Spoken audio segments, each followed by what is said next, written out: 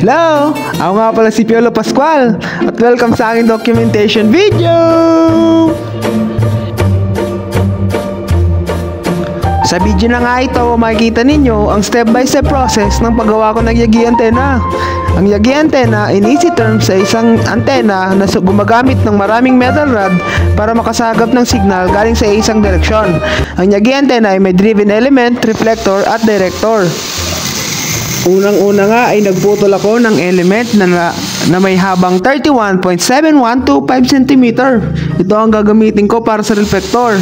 Ang driven element naman ay may habang 29.25 cm. At ang director naman ay merong habang 13 cm. Kung napapansin nyo nga dito, ay buo na ang antena.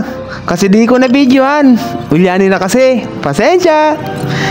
Pero dito, pinapalitan ko na ang reflector kasi yung una kong naputol ay masalipot or mas maiksi kaysa sa driven element, which is mali. Nagkaroon lang po ng calculation error pero naayos din naman, mga idol. At ayan na nga, makikita nyo ako nagbibirik-birik ng tornilyo hanggang sa maayos ko na ang aking Yagi antena. Pagkatapos naman ito, ay kinabit ko na ang antena sa tubo na kinuha ko sa barangay nung wala ng tao. Mahal din kasi ang kilo nito pag binenta na. Joke lang po. Anyways, balik tayo sa video. Kailangan ng tubo or poste para may angat ang antena sa isang specific na height para makahasagap ng signal at itutok sa direksyon kung nasaan ang tower. Hindi yung iniinom yung tower na nagsisend ng frequency. May nagpapapansin nga sa akin dito, boy. Crush ata ako nito. Nung first year pa lang, alam ko na. Kaso ayoko pa ng love life. May hinihintay pa kasi akong parcel. Yan papansin tignan mo yung mukha Nako po. Eto na nga ako, seryosong seryoso. Baka kasi magandaan si sir at bigyan ako ng uno. Sir Plaza!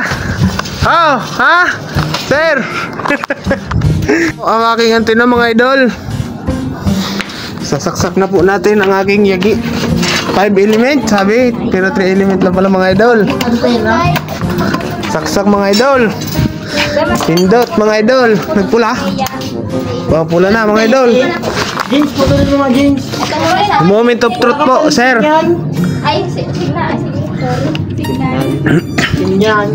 Dito, kapay. 63 party list represent. Paikot daw. Ay, wala na. Ay, Japan. Sige pa. Japan. Sige pa, paikot pa. Palito daw. Ang mga party list makakakuha ng 2% ng kabuuan ng kaboto. Next channel.